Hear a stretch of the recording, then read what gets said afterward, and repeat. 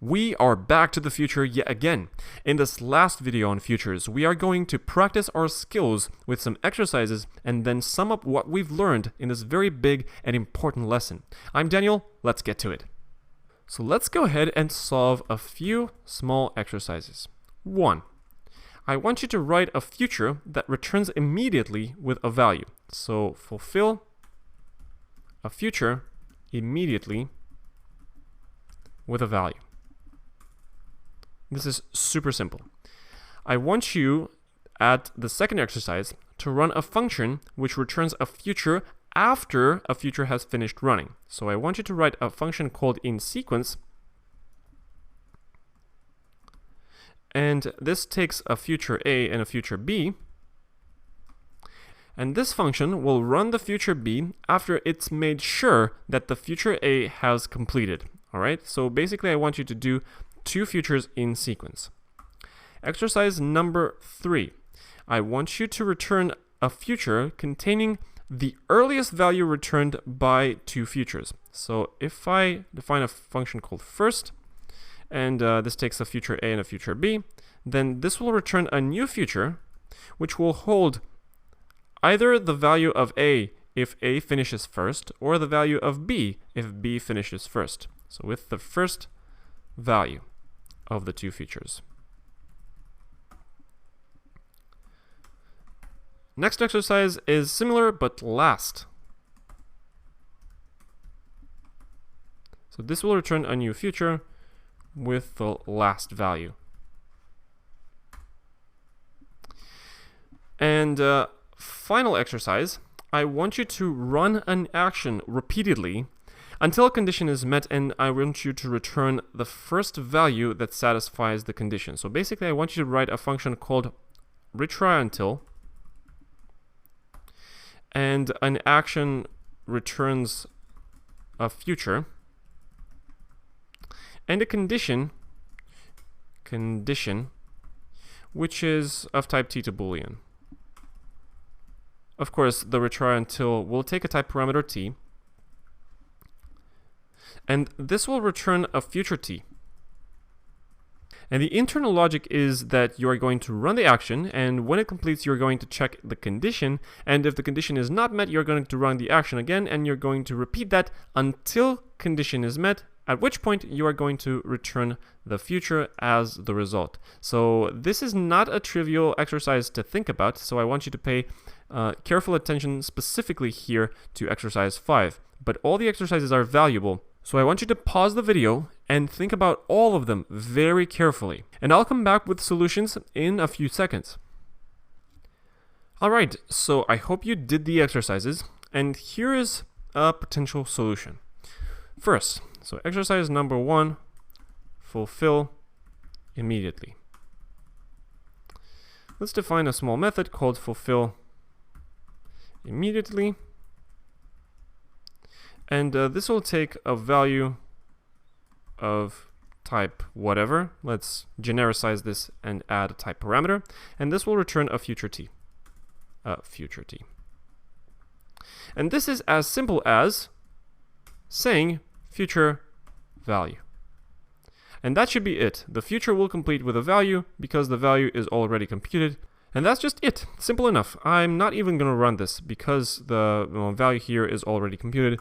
So I'm 99.9% sure that this runs well. All right. Exercise number 2, in sequence. So I'm going to define a method called inSequence.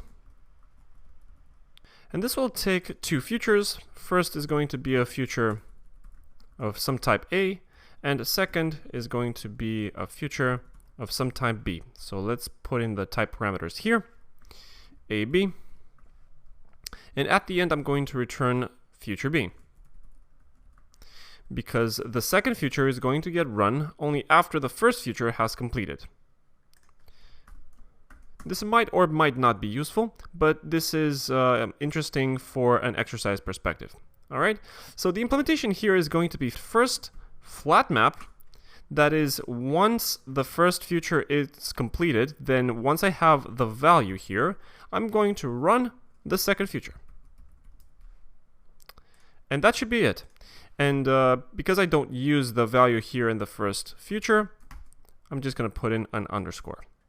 And because the code block here doesn't contain more than one expression, I'm just going to leave it at that. So basically this returns the second future while making sure that the first future has run or has finished. All right.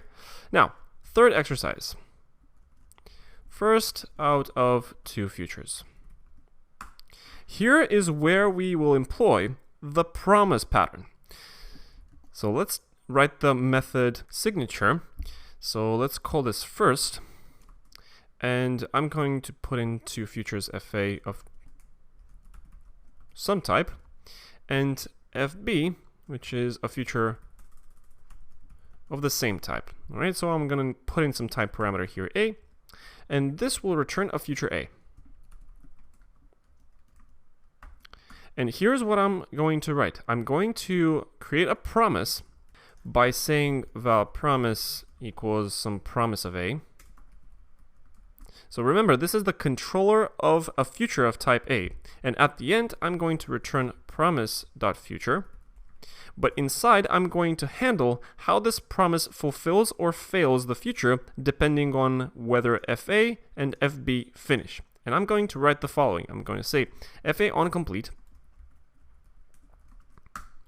And then I'm going to put in some cases. So if this succeeds with some result, then I'm going to say promise dot success with the result. And in case of failure, with some throwable, then I'm going to fail the promise. So promise dot failure with the throwable. And I'm going to do the same for b. So I'm going to put in fb.onComplete, and in case it succeeds or fails, I'm going to fulfill or fail the promise. Now, the trouble here is that, say the fa future completes first. If fa completes first, then the promise will be fulfilled, and when fb completes later, I'm going to attempt fulfilling the promise again, which will throw an exception, because the promise has already been fulfilled. So I'm going to wrap these guys into a try-catch. So I'm going to say try promise success and case or catch case exception. Then I just don't do anything. And again with the failure. So try promise failure, catch case some throwable. I'm not going to do anything. Now it says here specify type of exception. We're not going to deal with that here, and I'm going to apply the same logic in the FB on complete. So I'm going to try completing the promise, and in case something goes wrong, then that means A has completed first. Okay, and again here.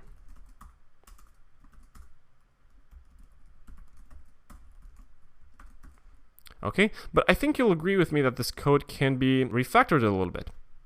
And if you take a careful look, the common code is this little guy, which is basically identical for FA and for FB. So let's write a small utility method, and let's call this tryComplete.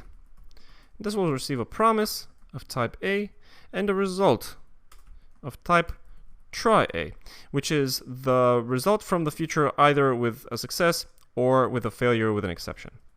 And the implementation is going to be fairly simple, saying result match, and inside I'm just going to put in the two cases here. And the refactored code is going to be, instead of FA on complete with some cases, I'm just going to say FA on complete, and given a result, which is of type tryA, I'm just going to call the tryComplete auxiliary function that we wrote with promise and result, which can be further reduced to tryComplete, promise, and underscore. And same for FB. So copy this and paste it here. All right, so our code is much simpler now. And if you really want to cut this code down, I'm here to tell you that there is already a nice tryComplete function as a method on promise. So tryComplete. which does basically the same thing. So promise dot try complete.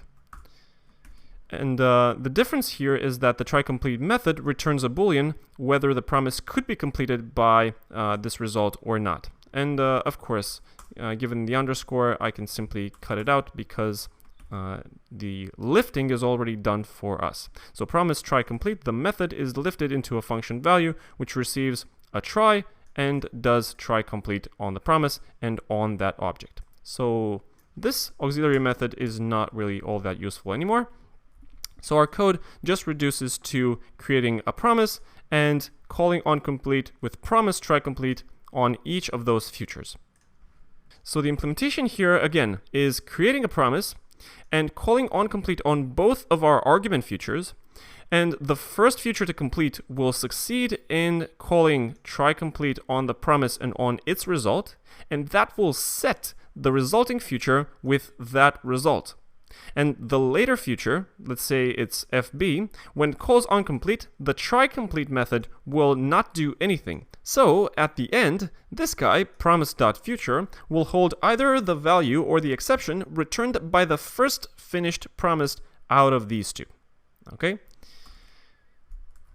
Let's move on to the fourth exercise with the last out of the two futures. And this will have a similar method signature with type parameter A and two futures, FA of future A and FB of future still A, and the result is going to be a future A. And the logic here for the last method is going to be fairly similar in the sense that we're going to use promises, but here we are going to use not one, but two promises. And the logic here is that we are going to create one promise which both futures will try to complete. All right. So both promises, when they complete, they will try to fulfill this first promise. And the first will succeed in fulfilling the promise, but the last one will fail. And that's the critical part, because the one that arrives last and that will fail to fulfill the promise will complete a second promise. And this will be completed by the last future.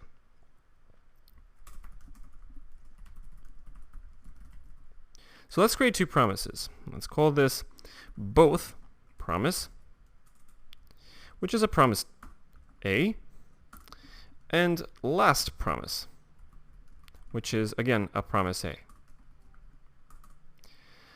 Now, I'm going to say FA onComplete, and given a try that is a result of type try A, then I'm going to do the following.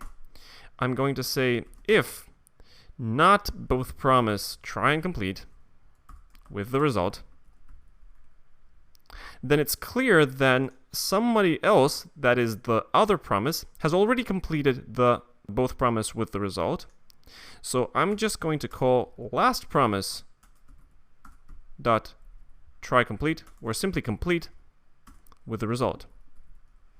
And that should be it. And I'm going to say the same for B. Now, given your implementations of the try complete logic in the method above, you might want to use the same logic here as well. First, let's correct the mistake and make sure that we have FA onComplete and FB onComplete. And let's extract this code further, because we have some duplicated code, into a function. And I'm going to call this check and complete, which is given a result of type try A, then I'm going to apply this logic.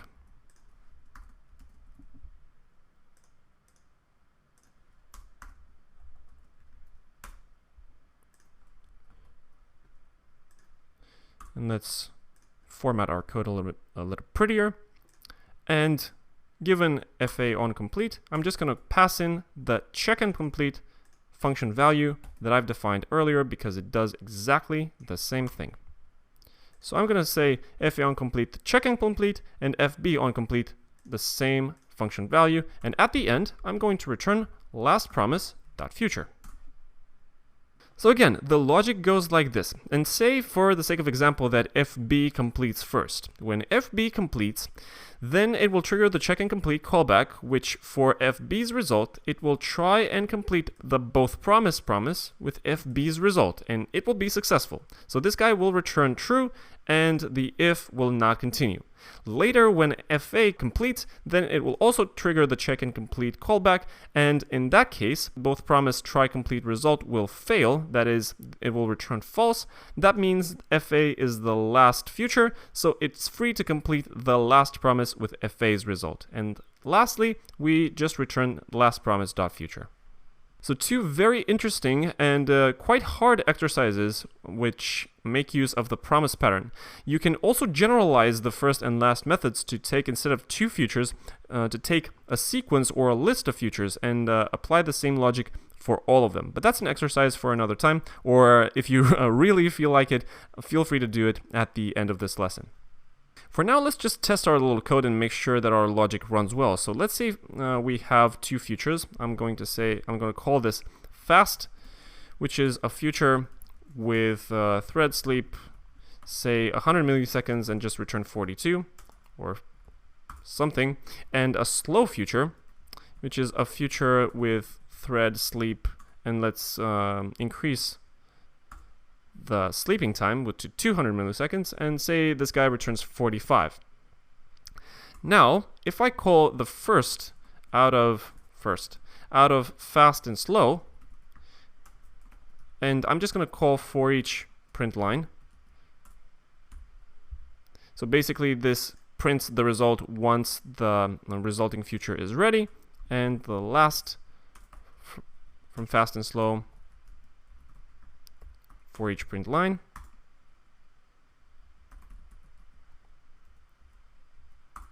Then I should see this guy printing 42 first, and this guy printing 45 last. Although the sleeping time, as we saw in the earlier concurrency lessons, does not guarantee an ordering of the results, this will almost always order my results, so I'm not going to get too concerned about that, but you should get concerned in production code. All right, so if I do another thread sleep for another second just to wait for both of these to complete, and if I run this, let's see what happens. Compiling. And we have none, waiting on the future, meaning of life 42, mark poking bill, producer consumer, and we have 42 and 45 in this order. If you really want to make sure that the first value is 42 and the second value is 45, you can say first just print line first and print line f, and last, say print line, and as an argument say last plus L. And if you run this again, we have none, waiting on the future, meaning of life 42, mark poking bill, producer consumer, and then we have first 42 and last 45. So our first and last methods work correctly. This is awesome. We have only one exercise to go, which is the retry until. I'm just going to name this method retry until, and this will take an action, which is a 0 lambda to future of a given type, let's say A, which means we have to supply the type parameter here, and the predicate or condition, which is of type A to Boolean. And this will return a future A. This is one of those exercises where it's hard to think about it, but once you get down to an implementation, it's actually very quick. So here's the logic, and I'm going to explain the logic as I'm actually going to write the code. So I'm going to trigger the action, which will return a future. Now, I'm going to say filter condition. So action filter condition will return a future A, which will either pass with a success with the value returned by the action, or it will fail with a no such element exception if the condition does not hold for action. Well, in the case that the filter condition results in a future which has failed, then all I have to do is say recover with, and I'm going to pass in a partial function. And in the case I have some exception, I don't really care about the exception.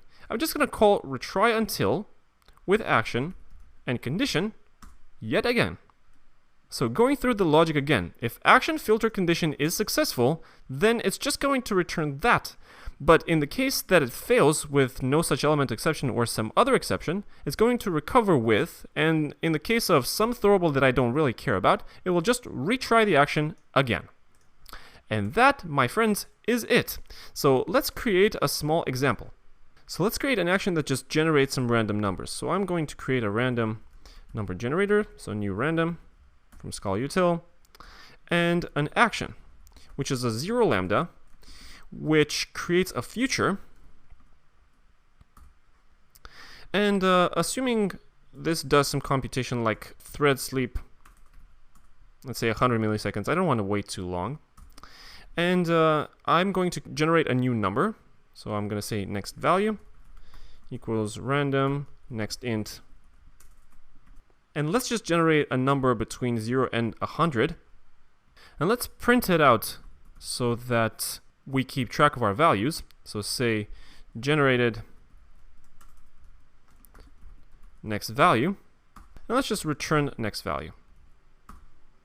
So action is a lambda that generates a future which creates a new number every time.